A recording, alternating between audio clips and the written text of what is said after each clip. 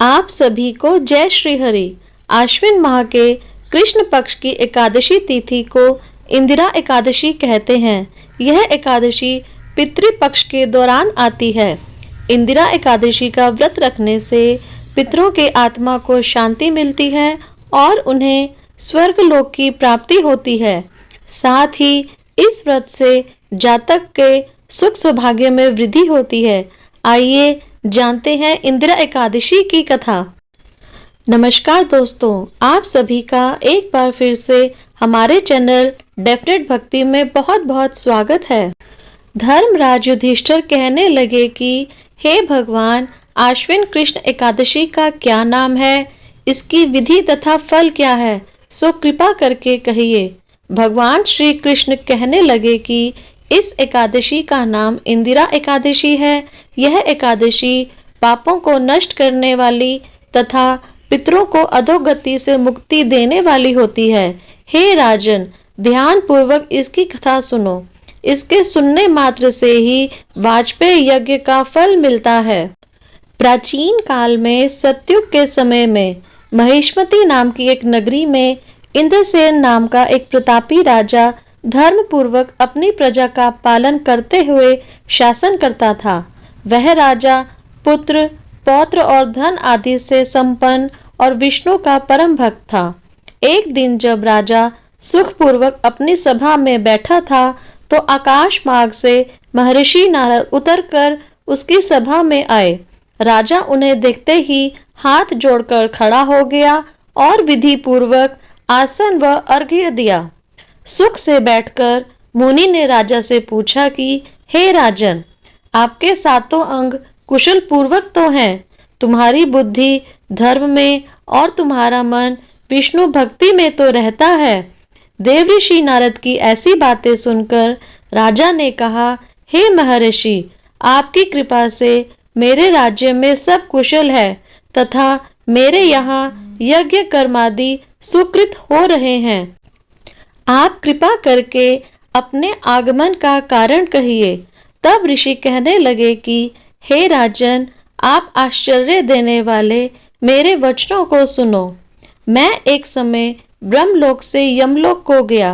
वहां श्रद्धा पूर्वक यमराज से पूजित होकर मैंने धर्मशील और सत्यवान धर्मराज की प्रशंसा की। उसी यमराज की सभा में महान ज्ञानी और धर्मात्मा तुम्हारे पिता को एकादशी का व्रत भंग होने के कारण देखा। उन्होंने संदेशा दिया, सो मैं तुम्हें कहता हूँ। उन्होंने कहा कि पूर्व जन्म में कोई विघ्न हो जाने के कारण मैं यमराज के निकट रह रहा हूँ। सो हे पुत्र, यदि तुम आश्विन कृष्ण इंदिरा एकादशी का व्रत मेरे निमित्त करो तो मुझे स्वर्ग की प्राप्ति हो सकती है। इतना सुनकर राजा कहने लगा कि हे महर्षि, आप इस व्रत की विधि मुझसे कहिए। नारद जी कहने लगे, आश्विन माह की कृष्ण पक्ष की दशमी के दिन प्रातःकाल श्रद्धा पूर्वक स्नान आदि से निवृत्त होकर पुनः दोपहर को नदी आदि में जाकर स्नान करें। फिर श्रद्धा पूर्वक पितरों का श्राद्ध करें और एक बार भोजन करें। प्रातः काल होने पर एकादशी के दिन दातुन आदि करके स्नान करें। फिर व्रत के नियमों को भक्ति पूर्वक ग्रहण करते हुए प्रतिज्ञा करें कि मैं आज संपूर्ण भोगों को त्याग कर निराहार एकादशी का व्रत करूंगा। हे अच्युत, हे पुंडरीकाक्ष, मैं आपकी शरण हूँ, आप मेरी रक्षा कीजिए। इस प्रकार नियम पूर्वक शालिग्राम की मूर्ति के आगे विधि पूर्वक श्राद्ध करके योग्य ब्राह्मणों को फलाहार का भोजन कराएं और दक्षिणा दें। पितरों के श्राद्ध से जो बच जाए उसको सूंघ कर गौ को दें तथा धूप, दीप, गंध, पुष्प, नैवेद्य आदि सब सामग्री से ऋषिकेश भगवान का पूजन करें। रात में भगवान के निकट जागरण करें। इसके पश्चात द्वादशी के दिन प्रातःकाल होने पर भगवान का पूजन करके ब्राह्मणों को भोजन कराएं। भाई बंधुओं, स्त्री और पुत्र सहित आप भी मौन होकर भोजन करें।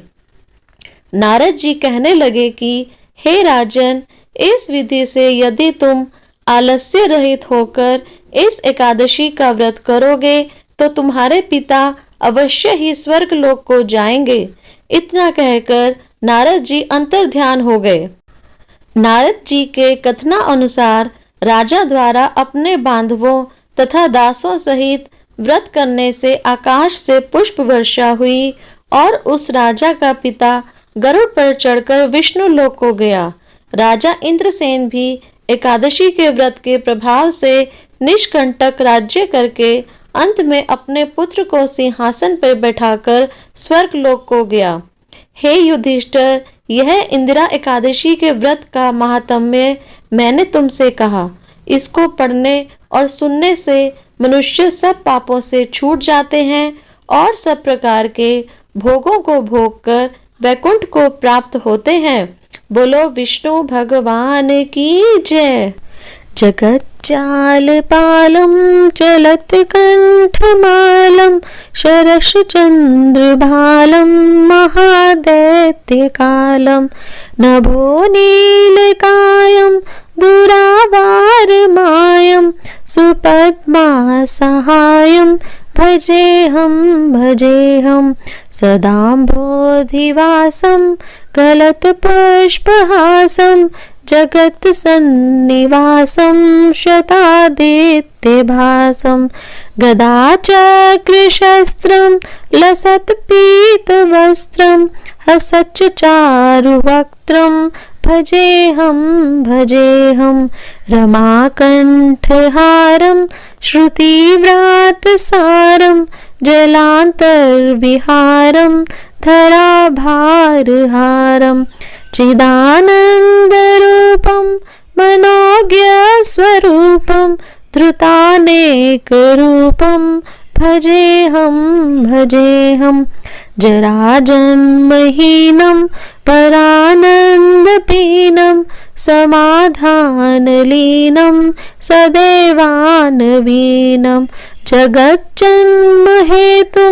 सुरानीककेतुं त्रिलोकैकसेतुं भजेऽहं कृताम्नायगानं खगाधीशयानं विमुक्तेर्निदानं हरारातिमानं स्वभक्तानुकूलं जगद्वृक्षमूलं निरस्तार्थशूलं भजेऽहं समस्तामरेशं द्विरेपाभकेशं जगद्विम्बलेशं हृदाकाशदेशं सदा देव्यदेहं विमुक्ताखिलेहं सुवैकुण्ठगेहं भजेऽहं सुरालीबलिष्ठं त्रिलोकीवरिष्ठं गरुणां गरिष्ठं स्वरूपैकनिष्ठं सदा युद्धधीरं महावीरवीरं महाम्भोधितीरं भजेऽहं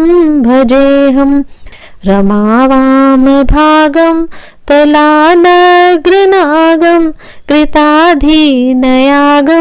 गतारागरागं मुनीन्द्रैर्सुगीतं सुरहसम्परीतं गुणोधैरतीतं भजेऽहं